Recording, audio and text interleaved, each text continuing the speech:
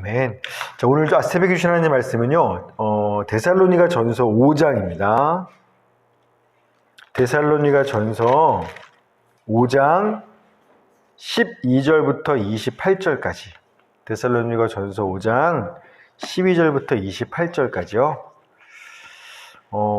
데살로니가서 마지막이죠. 가장 마지막입니다. 오늘 말씀 제목은요, 일상의 거룩 10계명입니다. 주일날 말씀 기억하시죠? 지나칠수록 더 좋은 것은 하나님을 기쁘게 하는 거였죠. 그래서 세상은 과유불급, 모두 적당한 게 좋다고 말하지만 사실 하나님이 싫어하시는 것 중에 하나가 적당히예요. 그래서 계시록 3장 15, 16절 내가 너의 행위를 아노니 네가 차지도 아니하고 뜨겁지도 아니하도다. 내가 차든지 뜨겁든지 하기를 원하노라. 내가 이같이 미지근하여 뜨겁지도 아니하고 차지도 아니하니 내 입에서 너를 토하여 버리리라.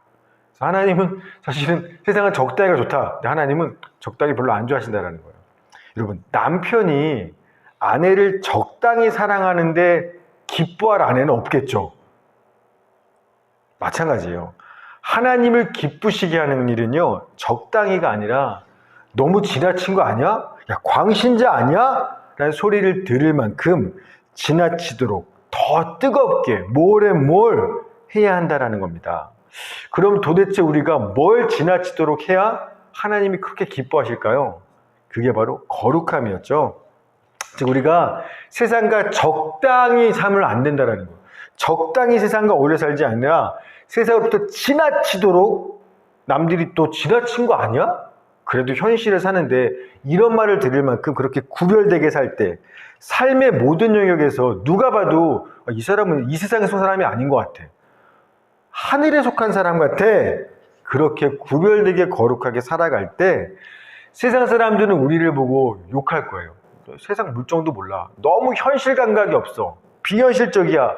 우리를 비웃고 조롱하고 핍박하겠지만 그때 하나님은 그런 우리를 보며 춤을 추고 기뻐하신다. 그 얘기인 겁니다. 그래서 주일날은 두 가지 영역을 봤어요. 하나는 성적인 영역에서의 구별됨, 세상과 다르게. 또 하나는 형제를 사랑하는 영역에 대해서. 세상은 자기를 사랑하지만 우리는 아니, 이웃을, 형제를 내 자신처럼 사랑해야 돼. 이 두 가지 영역에서 지나칠 때 하나님이 기뻐하신다고 했죠. 오늘은요, 이 두 가지에서 8가지를 덧붙일 거예요. 사도 바울이 데살로니가서 이 마지막 끝에 권면 부분에 8가지 성도가 지켜야 될 삶의 영역들을 이야기하는데 그 8가지를 덧붙이면 딱 10가지가 됩니다. 그래서 오늘 제목이 일상의 거룩 10계명이에요.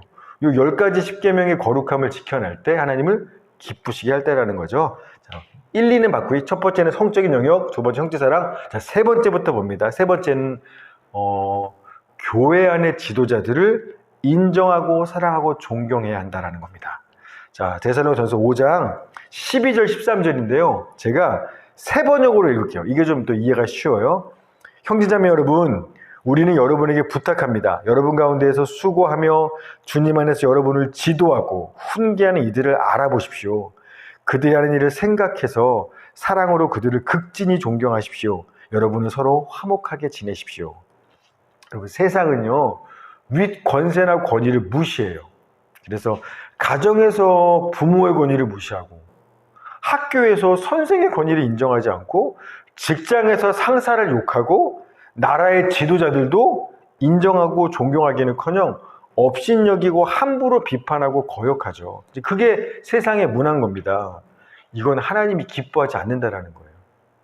심지어 하나님은요, 권위와 권세를 대적하는 거를 하나님을 대적하는 일로 여기시고서 너 심판하겠어 라고 죄로 여긴다고 말씀하시는 겁니다.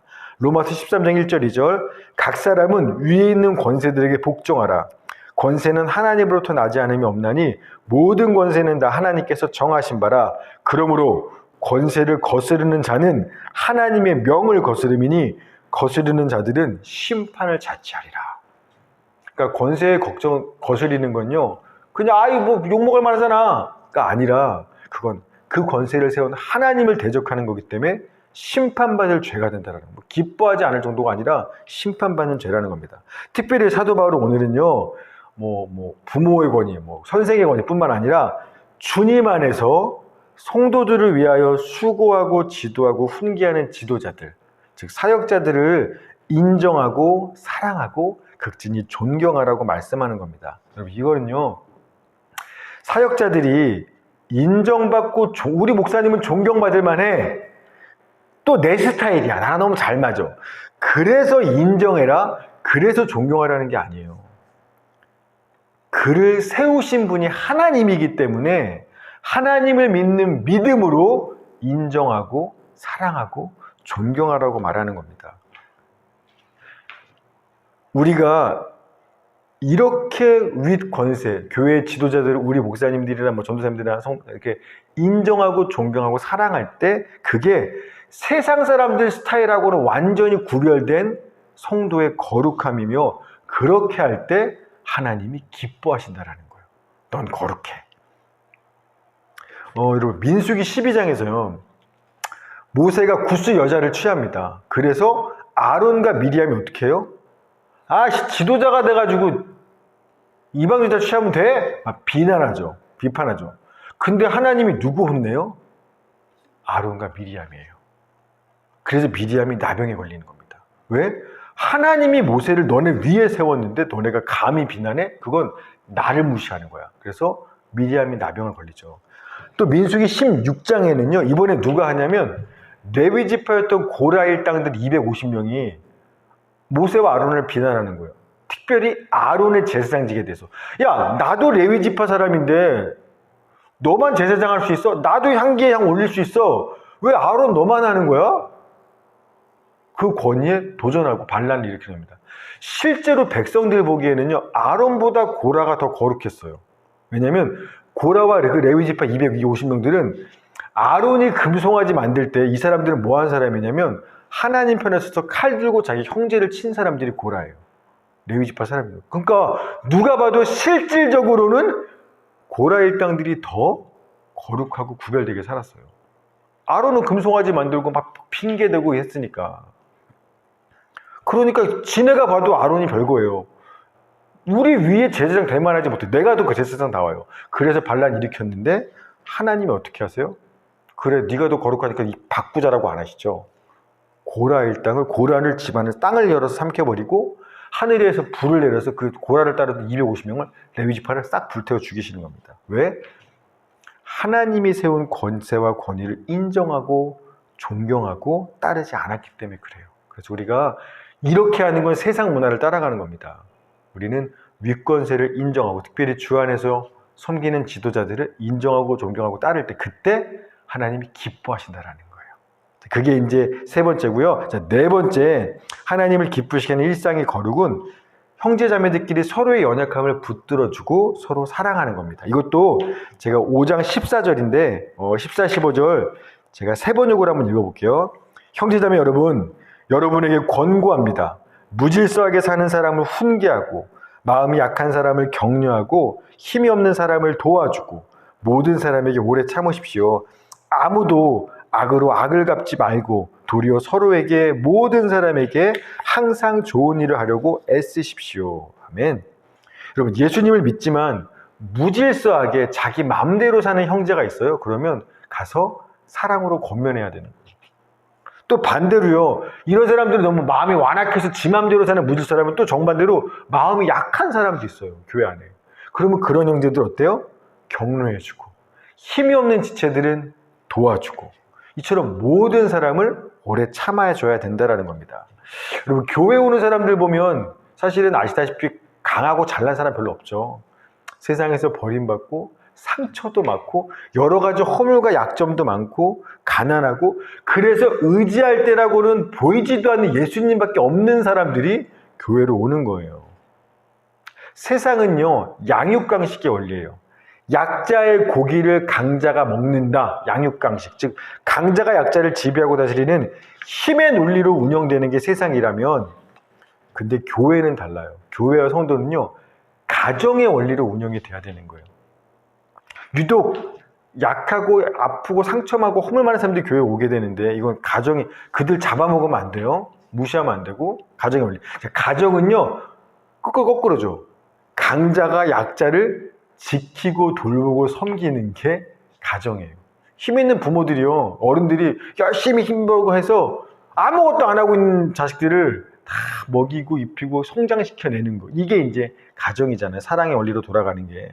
그리고 교회도요, 세상과 달리 딱 이렇게 가정의 원리, 사랑의 원리로 운영되어야 되는 겁니다. 하나님께 받은 것이 내가 많아요? 교회 안에서? 그러면 받은 게 많은 사람이 그렇지 못한 옆에 연약한 형제들을 지키고 돌보고 섬기고 세워나가는 거. 또 가정에서 부모가 자식이 잘못했다고 막 버리지 않죠. 마찬가지로 교회도요. 교회는 약점 많은 사람들이 온다니까요. 허물도 많고 상처도 많아서 날카로운 사람들이 와요. 그런 사람들이 야, 너 왜 그래? 판단하고 정죄하는 게 아니라, 끊어내는 게 아니라 거꾸로 그런 사람들을 서로 오래 참고, 우리가 자식 참는 것처럼 3번 잘못해서 아웃 아니잖아요. 3번, 30번, 70번 또 참고 가르치고 또 참고 가르치는 것처럼 그렇게 서로를 오래 참는 사랑의 원리로 섬기는 게 교회라는 겁니다. 그게 그렇게 우리가 할 때 야, 세상과 구별되네. 교회는 진짜 다르네. 그리고 그게 거룩함이고 그때 하나님이 기뻐하신다라는 거예요. 그래서 세상은 누가 나에게 악을 행하면 어떻게 해요? 복수하죠. 악을 행하면 악으로 갚아줘요. 그러나 세상과 구별된 거룩한 하나님의 사람들은요, 누가 나에게 악을 행할지라도 누구에게든 복수하거나 네가 한 대 때려서 나도 한 대야, 악으로 갚지 않을 뿐만 아니라 오히려 적극적으로 선하고 좋은 일을 그 사람에게 행하는 거, 이게 하나님이 기뻐하시는 거룩이라는 거예요. 대표적인 인물이 손양원 목사님이죠. 누가 내 아들을 죽였어요? 너도 죽어야지. 이게 세상은 이렇게 돌아가요. 근데 하나님의 사람들은요, 누가 죄 없는 내 아들들을 죽였어요? 그래서 마땅히 얘가 세상에서 이 형제가 사형판도 받았어요. 경찰서에 끌려가서. 그런데 손양원 목사님이 뭐 하냐면 적극적으로 선을 행합니다. 구명운동을 펼치죠, 자기가. 그래서 그 사람 남 죽였으면 지도 죽어야 마땅한데 오히려 선을 행해서 걔를 구명운동해서 경찰서에서 끄집어내고 자기 아들 양자로 삼는 거예요. 이게 바로 오늘 성경에서 말하는 세상과 구별된 거룩함이며, 이럴 때 하나님이 기뻐하신다라는 거예요.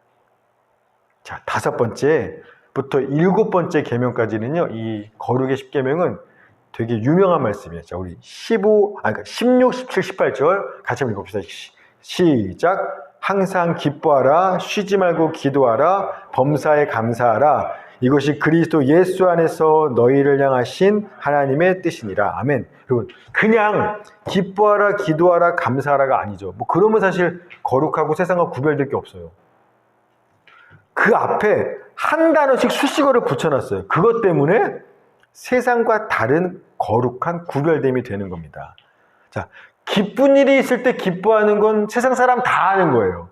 근데 우리는요, 항상 기뻐해요. 그래서 이게 바로 구별된 거룩함이라는 겁니다. 예전에 뭐 여러 번 얘기했지만 우리 효정이가 집에 사업이 망했을 때 그때 할렐루야 전도사님 기뻐하는 거, 이건요 하나님의 사람들, 거룩한 사람들만 가능한 거예요. 항상 기뻐하는 거. 또 문제가 터졌을 때 기도하는 건요 불신자도 기도해요.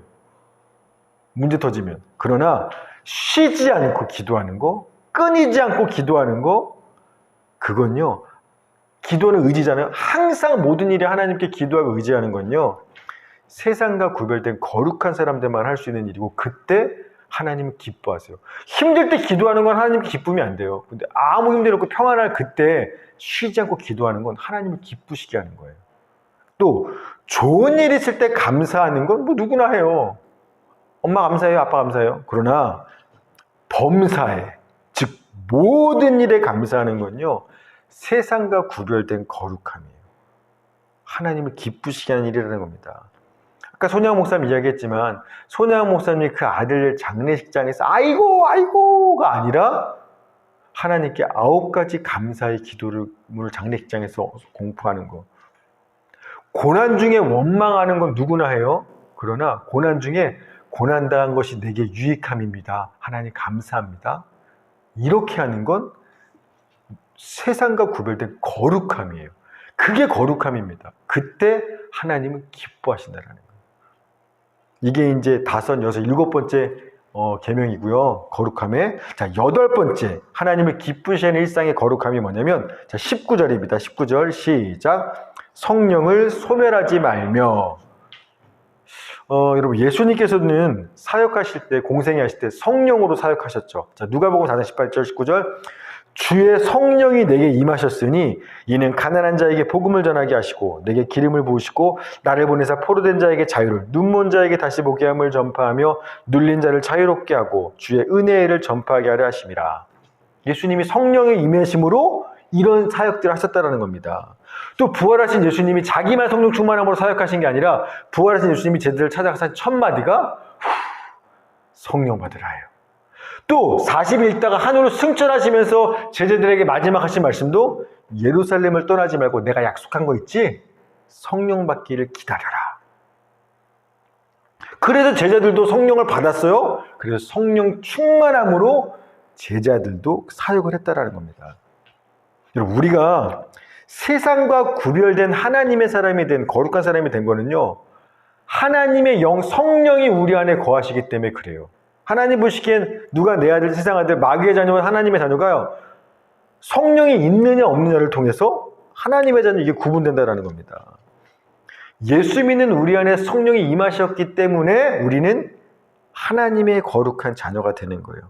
근데요, 따라서 우리도 예수님처럼, 제자들처럼 성령이 내 안에 있으니까 성령으로 충만하게 능력 있게 살아가야만 하는데, 오늘 보면 우리가 내 안에 있는 그 성령님을 소멸시킬 수 있다고 말하는 거예요. 그러니까 소멸시키지 말아야 한다는 겁니다. 아니, 어떻게 해야 성령을 소멸시키지 않죠? 여러분, 성령을 소멸시키는 건 어떻게 하면 될까요? 에베소서 4장 29, 30입니다. 무릇 더러운 말은 입 밖에도 내지 말고 오직 덕을 세우는 데 소용되는 대로 선한 말을 하여 듣는 자들에게 항상 은혜를 끼치게 하라. 하나님의 성령을 근심하게 하지 말라. 너희가 그 안에서 구원의 날까지 인치심을 받았느니라. 즉, 어떻게 하면 성령을 소멸하고 근심하게 만드냐면, 더러운 말하면, 다른 사람에게 은혜와 덕이 되는 말이 아니라 막 아프게 하고 상처 주는 더러운 말을 자꾸 끄집어내면, 그게 그 사람만 상처 주는 게 아니라 내 안에 계신 성령을 근심하게 하다라는 건 괴롭게 만든다는 건요, 성령이 내 안에서 견딜 수 없게 만드는 게 더러운 말을 입 밖에 내는 거예요. 근데 아시다시피 말이라는 건 입에서 나오는 게 아니라 마음에서 나오죠. 마음에 있는 게 입으로 나오는 게 말이니까. 그래서요, 에베소서 4장 29, 30 읽었는데 31절에 나옵니다. 너희는 모든 악독과 노함과 분냄과 떠드는 것과 비방하는 것을 모든 악의와 함께 버리라 라고 이어져야 돼요. 에베소서 딱 4장에서. 즉, 내 마음에 있는 악독, 분노, 노함, 떠듬, 악이라는 건 악함이라는 거예요. 내 마음에 그 악함을 버려야지. 내 마음에 그런 악한 것들을 늘 쌓아두고 마음에 악한 거, 분노하고 맨날 짜증 막 이런 게 가득하니 입으로 맨날 더러운 말만 하는 거야. 덕이 되지 않고 은혜 끼치지 않는 말들만. 그러면요, 비록 예수 믿고 은혜로 성령을 내 안에 받았지만 내 안에 있는 마음의 성령이 불처럼 타오르는 게 아니라 그 불을 꺼버리기 시작하는 거예요. 내 마음에 자꾸 악한 것들을 하면. 그게 성령을 소멸하는 겁니다. 여러분, 다윗이 죄를 짓고 두려워한 게 뭐예요? 시편 51편 11절. 주의 성령을 내게서 거두지 마옵소서. 다윗도요, 하나님이 싫어하는 간음, 살인, 내 욕심 이런 것들을 마음에 품고 그런 짓을 하면 성령을 하나님께서 걷어가시겠다라는 거예요. 따라서 우리가 우리 마음에 악한 생각들을 계속 품고, 그러니까 그런 걸 자꾸 보면 안 되는 거예요. 그런 것들을 보고 듣고 또 그런 게 안에 있으니까 자꾸 더러운 말들을 입 밖에 쏟아내면서 살면요, 비록 예수 믿고 구원받아 성령이 내 안에 오셨다 할지라도 점점 그 성령을 소멸시키게 가는 겁니다. 따라서 우리가 내 마음과 또 입술을 거룩하게 지킬 때, 그때 성령은 진짜 그 불 그대로 충만하게 내 안에서 역사하시게 되며 우리는 그거 하나님을 기쁘시게 할 수 있다는 겁니다. 이게 이제 8번째 거룩의 계명이에요. 성령을 소멸하지 않도록 마음과 입술을 거룩하게 지켜야 되는 겁니다. 자, 9번째 하나님을 기쁘시게 하는 일상의 거룩은 20절입니다. 20절 시작. 예언을 멸시하지 말고. 여러분, 고린도 교회 같은 경우는 성령 역사가 막 넘쳐났죠. 그러다 보니까 너무 지 맘대로 각자 성령이 다 있잖아요. 그러다 보니까 자기 감동받은 대로 하니까 예배고 뭐고 엉망진창이에요. 그러니까 무질서와 무절제가 너무 넘쳐났어요. 그래서 예언, 방언 다 예언해, 막 다 방언하니까 막 통제가 안 되는 거예요. 이게 문제였더라면 아마 데살로니가 교회는 정반대였던 것 같아요. 우리로 말하면 고린도 교회가 좀 순복음 쪽이라면 데살로니가는 우리 장로교 쪽이지 않을까 싶어요. 데살로니가 교회는 장로교처럼 성령의 역사를 좀 제한하고 절제 방언하지 마 제한하고 억누르는 그런 차분한 분위기였던 것 같습니다. 그래서요 예언을 멸시한다, 무시했던 것 같아요. 이 당시는 아직 성경이 완성되기 전이고요. 전문적인 신학 교육을 받은 사역자도 교회를 섬길 사람도 없는 시대예요. 그러다 보니까 성령이 직접적인 계시로 하나님의 뜻을 말씀하세요, 성도들한테. 그래서 아직 선지자나 예언자가 있을 때고 이런 계시가 있을 때예요. 하나님 뜻이 뭘까? 그러면 누군가 예언받아서 여호와의 뜻은 이렇게 말하는 그런 때가 아직 그럴 때입니다. 지금은 그런 직통 계시 받으시면 위험한 거예요. 근데 그때는 성경이 완성되기 전이기 때문에 그런 식으로 하나님이 구약처럼 아직 이런 식으로 이제 당신의 뜻을 이야기했을 때입니다. 그래서 여기서 말하는 예언을 멸시하지 말아 할 때는 예언이라는 건 미래의 자가 아니에요. 그러니까 미래를 예언하는 장차 목사 되겠네. 뭐 이런 뭐 사업하겠네. 선교사 나가야 돼. 막 이런 미래를 예언하는 그 예언을 말하는 게 아니라 맡을 예자를 쓰는 겁니다. 예금, 예탁할 때 맡길 예자를 써 하나님의 말씀을 맡은 사람들이 있을 거예요. 그런 사람들이 하나님의 말씀을 맡아서 내가 전해줬는데 씹는 거예요. 무시하는 거예요. 멸시하는 거예요. 이러면 안 된다고 얘기하는 겁니다. 이게 실제로 지금도 그렇죠. 지금도 예언이 있어요. 미래를 말하는 그 예언이 말고 예를 들어 제가 목회자로서 뭐 농담처럼 어제 예원이한테도 얘기했지만 예원아 그 치킨집 네가 인수하는 게 어때? 그랬더니 목사님 진지하게 하시는 건지 물어보더라고요.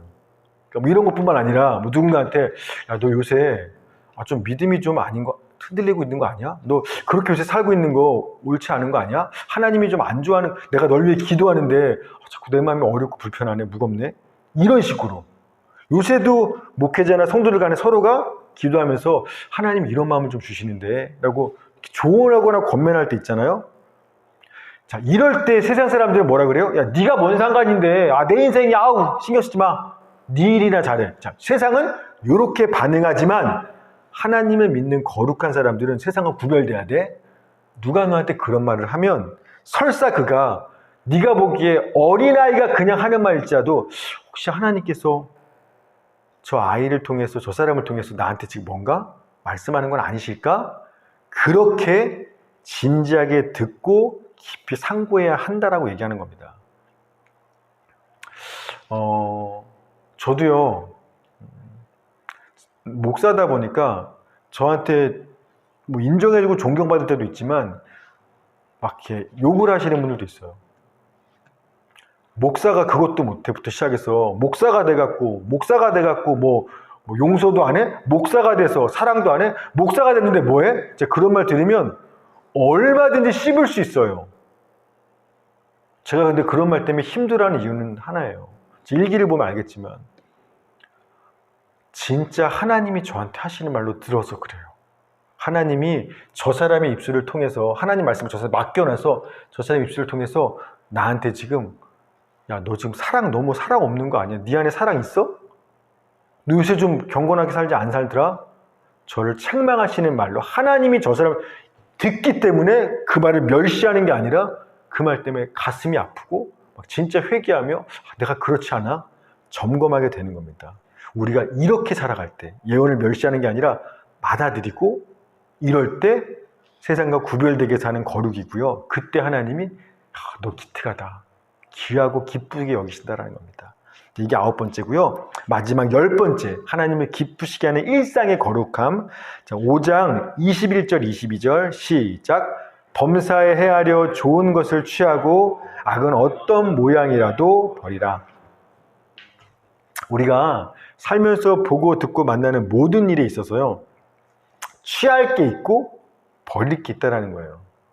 취할 건 뭐, 자, 좋은 것은 좋다라는 말은, 나한테 좋은 거라는 얘기가 아니라 좋다라는 말은 선하다. 선한, 칼로스라 그래서 선한, 아름다운, 가치 있는, 존경할 만한 그런 뜻이에요.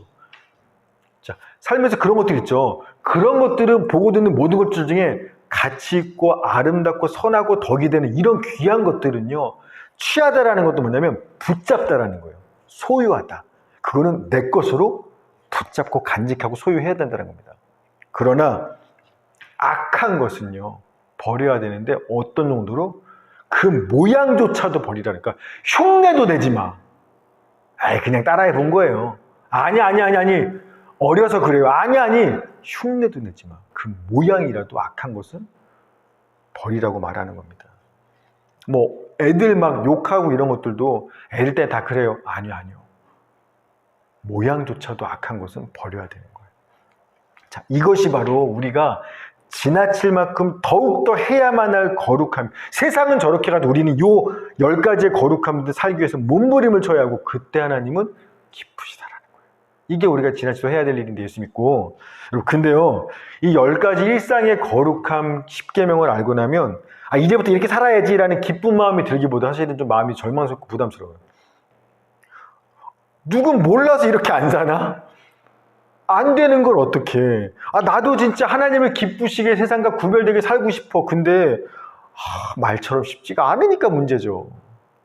그래서요, 이런 우리의 절망적이고 마음은 원이로되 그렇게 거룩하게 구별되게 모세가 어떻게 하겠어요? 그런 상태에 대해서 하나님이 아세요. 그래서 오늘 데살로니가서 그 뒷부분에 곧바로 이어서 말씀하시는 게 있어요. 힘이 되는 말씀입니다. 23, 24절 시작. 평강의 하나님이 친히 너희를 온전하게 거룩하게 하시고 또 너희의 온 영과 혼과 몸이 우리 주 예수 그리스도께서 강림하실 때 흠없게 보존되기를 원하노라. 너희를 부르시는 이는 미쁘시니 그가 또한 이루시리라. 아멘.